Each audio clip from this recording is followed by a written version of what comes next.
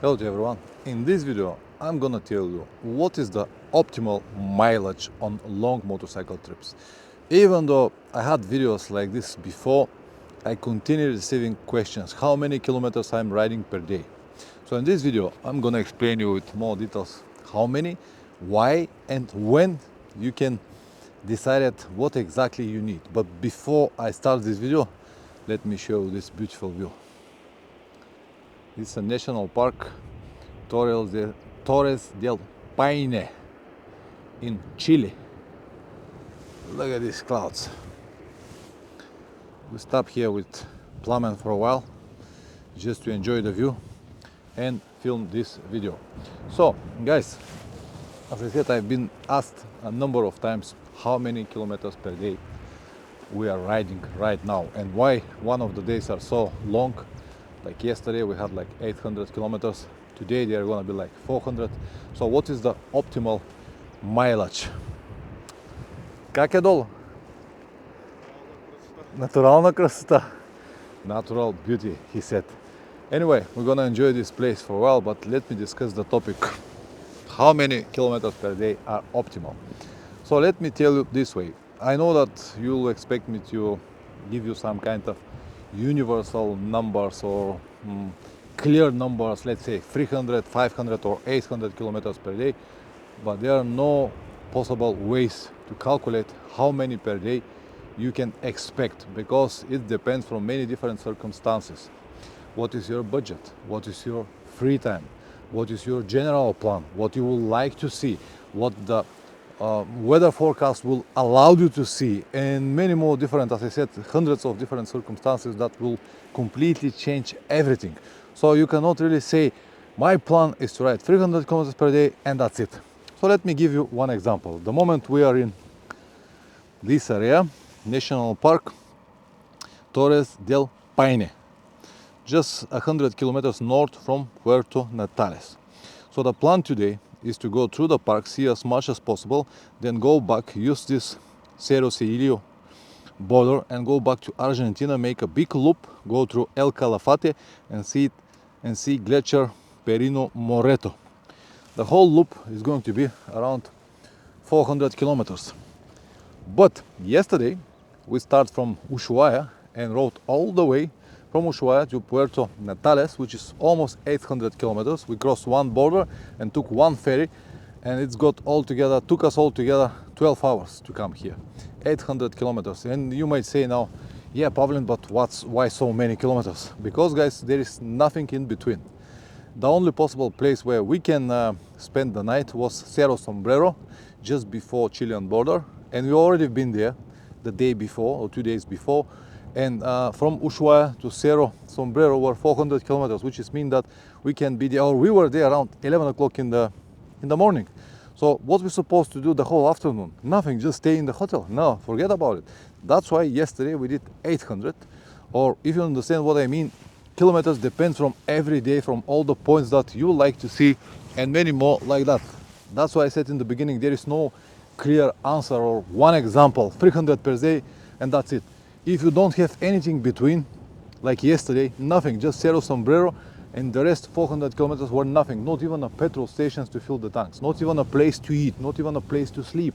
So there were no possible ways to stop and, let's say, have another extra day, even if you have the money, even if you have the time and everything.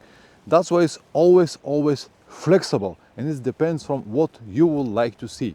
Me and Plummen, as you know already, we travel on a budget. We try to see as maximum as possible, and that's why every time when we don't have anything in between, when we don't have any interesting points to see, we travel as much as possible. That's why some of the days we ride 800 kilometers. Today is going to be 400.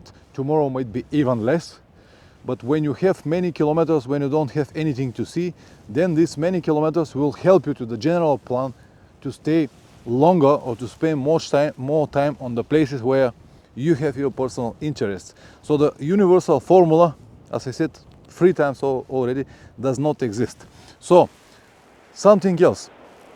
Some people are fine to ride 8, maybe 1000 kilometers per day, like us. Some people will get very tired after 300 kilometers. This is another one, not obstacle, but another one variation why all depends on many different circumstances. Because if you don't have the physical feasibility, if you don't have the physical possibility to ride many kilometers per day or many hours per day, you might have health issues, or you might have some kind of problems with the motorcycle. Then it's different story. And that's why I said for the fourth time already, there is no one that can tell you what is the optimal mileage. Optimal mileage is different for everyone, and it depends from all of these different things. So what you can do to improve your mileage, if you haven't done so many kilometers, if you plan a long trip, what you can do to improve the mileage, to have a little bit more, to see a little bit more, to ride a little bit more kilometers. A few very simple things, and one of them is to have an early start. When you have an early start, let's say 6 o'clock in the morning, we start every morning 6 o'clock on the whole trip, you can have many more riding hours, and you can complete the day or the mileage that you have planned and stop early. And you'll have more than enough time to relax, to release the pressure from your boots and be ready for the next day. But if you start very early, 12 o'clock, and then you finished 8 or 9 in the evening, already dark in last moment, you won't have enough time to relax properly for the next day. This is one of the moments. The next one is when you ride, don't waste a lot of time. Just every stop supposed to be with multi-purposes. Let's say you stop for toilet, for food, and petrol station at the same time. 15-20 minutes, 1 hour, it's too much. Just 15-20 minutes and just go back on the road. These are a few small things that you can adjust while you travel, and they do not take so much thinking or planning or anything like that. Just simple things that will help you a lot. So optimal mileage, in my opinion, on the long trip, supposed to be something like maximum 500 kilometers per day, except the days when you don't have anything between, as I said, this 800. But when you split the whole trip, if we split now the whole trip, every day that we rode and all kilometers that we have done, and put the line on the bottom, you'll see that the average mileage will be like 500 kilometers per day. You can make it less, 200, 300, 100 if you like, but then the budget will rise significantly, because every day will cost you hotel, will cost you food, will cost you all of these things. That's why it's again different for everyone.